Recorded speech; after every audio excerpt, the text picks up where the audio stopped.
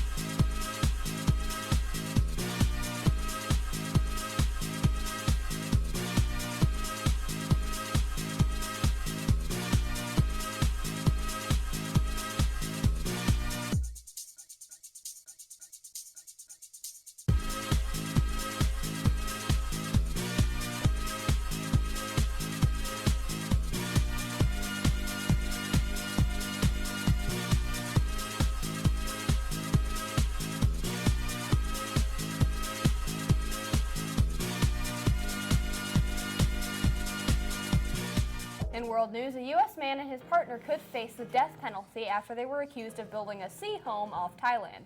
Chad Eltawarski went into hiding with his girlfriend, Soprani Thepdet, after the Navy said they had threatened the country's authority. Their home sits atop a 20-meter platform and is around 12 miles off the coast of Phuket. Mr. Elwatowski insists that the house is 13 miles from the shore and is just out of Thailand's jurisdiction. Police Colonel Nickern Sumsuk told the AFP news agency that the Navy and its team found a concrete tank floating on the sea, but there was no one in it. And he added that the Navy would meet with local officials to consider what to do next. The couple failed to get permission from the government to build the house, and that could land them life in prison or even the death penalty.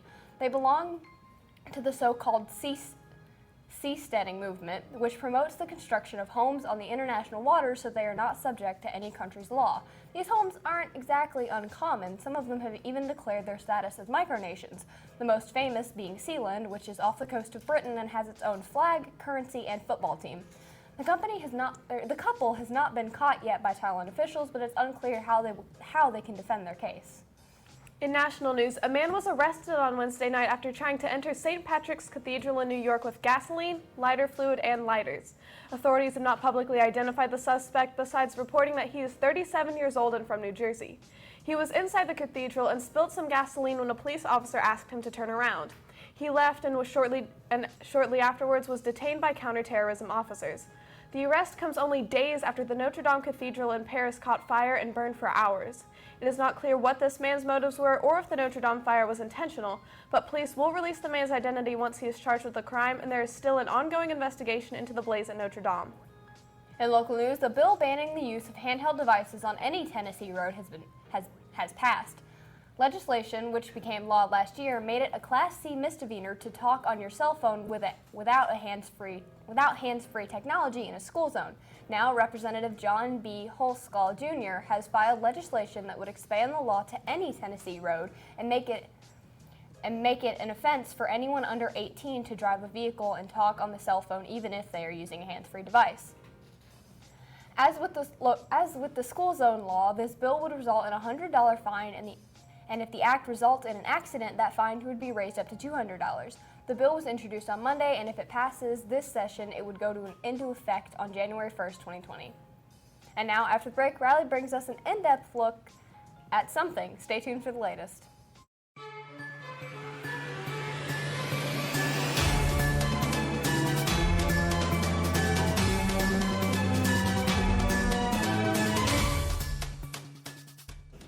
For our top story today, Attorney General William Barr's redacted version of the Mueller report is expected to be released today.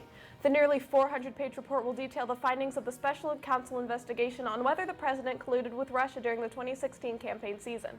At 9:30 a.m. Eastern, Barr will hold a press conference and will likely discuss if or how executive privilege was used and the redactions made. At about 11, the report will be released to Congress on discs and posted on the special counsel's website. There has been much discussion recently about Barr's redactions and how extensive they are expected to be. Barr has stated that he will make color-coded redactions based on 4 elements: grand jury material, sensitive intelligence, matters that could affect ongoing investigations, and matters that could infringe on the privacy rights of peripheral third parties. Some have stated that the redactions will be relatively light, particularly in areas dealing with obstruction of justice, which is the part of the case that Mueller said he could use to neither convict the president nor absolve him of guilt. Still, Democrats in Congress are demanding that they be allowed to see the full report, claiming that Barr cannot be trusted to provide an accurate and unbiased account of Mueller's findings because he was appointed by the president. They have authorized a subpoena for the full report and all underlying evidence instead of the slightly less redacted version they will be given. This is likely to move forward soon and spark a court battle between Democrats and the executive administration, continuing the shadow cast by the investigation throughout the presidency. That's all for your news today. Now for your Walker Valley announcements.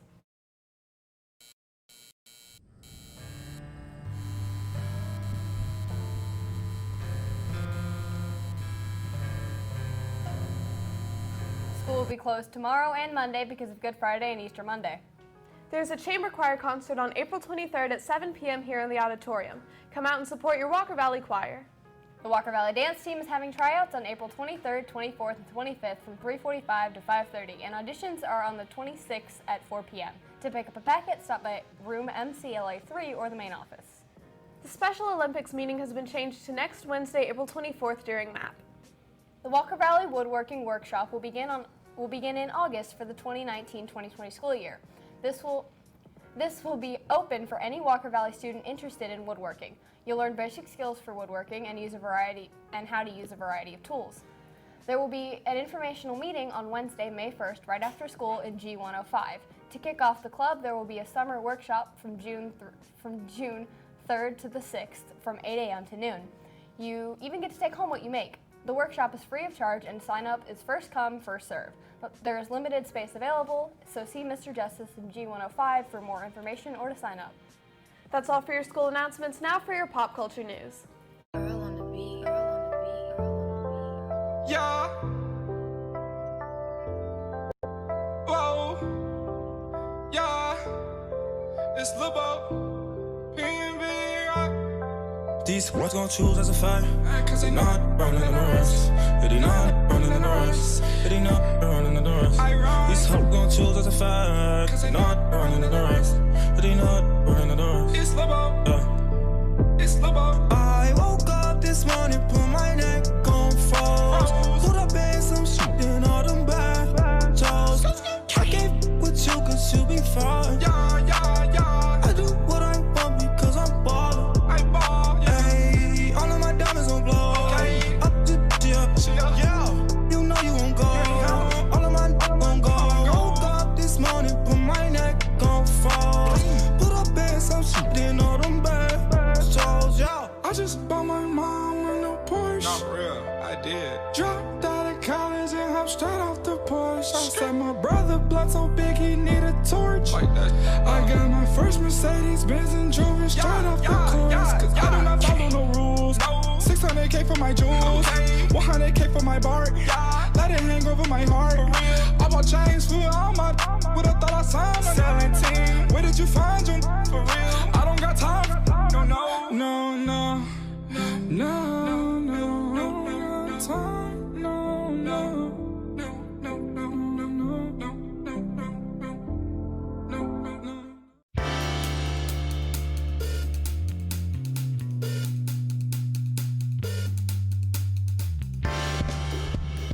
Walker Valley, I'm Madison, And I'm Brittany. and we're here to give you the latest pop culture news. Homecoming was released on Netflix yesterday, and Beyoncé is all the talk. Her concert documentary features 40 live tracks, some of the classics, and some new songs for us to indulge on. In 2019, we have seen a lot of posts about body positivity, and Kendall Jenner has confessed that for a long while she didn't feel too comfortable in hers because she felt like she didn't fit in comparison to her Kardashian sisters. Megan Fox and spouse Brian Austin Green are to be starring in a new film, Dakota. This will be their first feature film together, and it's going to be a tearjerker. That's all for your exciting pop culture news today. Now into your sports with Ashlyn and Chris. Hey, welcome back folks to another episode of the Retro Valley. Today we'll be looking at the classic 1998 first-person shooter, Half-Life. In the Black Mesa research facility, in what should be a normal, run-of-the-mill experiment, portals to an alien dimension suddenly begin to open. As total chaos surrounds him, 27-year-old physicist Gordon Freeman must fight for survival, combating zombies, alien creatures, and even the military in his struggle. What secrets does the Black Mesa research facility hold? Will Freeman be able to make it out alive? And who is this mysterious figure known as the G-Man? The player, in the shoes of Gordon Freeman, traverses the Black Mesa facility, exploring environments, solving puzzles, interacting with scientists and security guards, and killing enemies in his escape.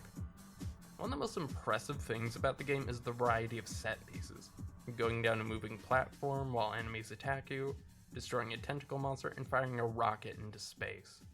While sporting some fairly polygonal graphics, the game's environments are nicely detailed, with props being placed where they fit and certain things in the environment being interactable. For example, in the beginning of the game, you can interact with this microwave a few times and...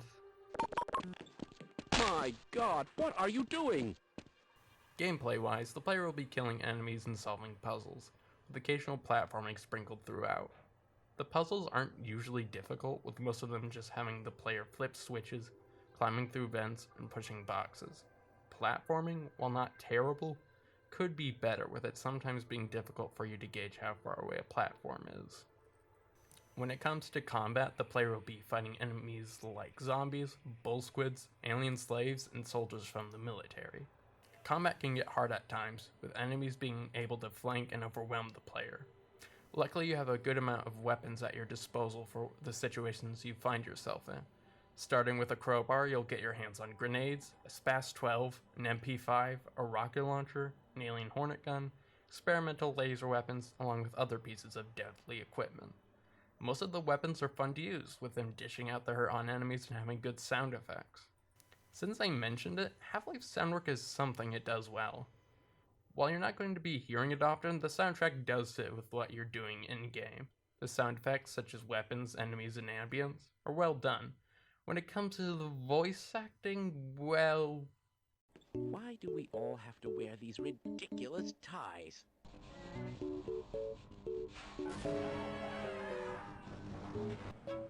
They're waiting for you, Gordon, in the test chamber. If things still get tough, you can look for help from your fellow Black Mesa employees. Security guards can help you fight enemies, scientists can heal you if your health gets too low, and both of them can open doors for you which can contain extra supplies or the way you need to progress. Unfortunately, their AI isn't that great, with you sometimes having to babysit them. So, would I recommend Half-Life? Well, yeah, it's a classic. Why wouldn't you play it? What are you, stupid? It's a must-play for FPS fans with its innovation and fun gameplay.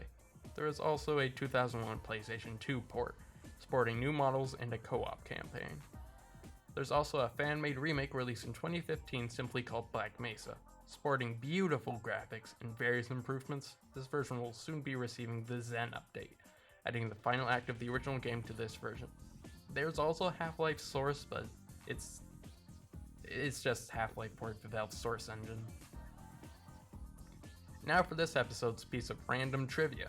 Did you know that it took until 2017 for Half-Life to be released uncensored in Germany? The changes made to the original German release included replacing the military guns with robots and changing the security guard and scientist death animations. Well, that does it for this episode. Stay tuned and we'll see you next time. Bye!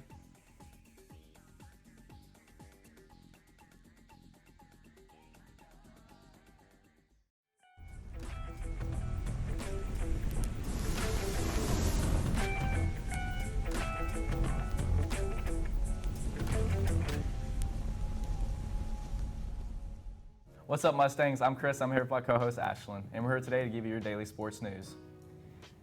Kyrie Irving had 37 points, 6 rebounds, and 7 assists, and forced the Pacers a loss, with the final score being 99-91. Our Lady Mustangs softball team played at Cleveland and brought home a win last night against the Lady Raiders. Both JV and varsity play at home tonight against the McMinn Lady Cherokees. Come out and support our Lady Stangs and grab a $1 hot dog at the concession stand.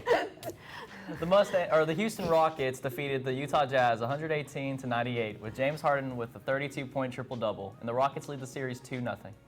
We will be taking a break from the Spill for a couple of days next week to work on some personal projects. We will see you back Thursday, April 25th, 2019. That's all for our show today, and like us on Facebook and follow us on Twitter @TheSpillTV. I'm Ashlyn. And I'm Chris. Have a great day, and thanks for watching.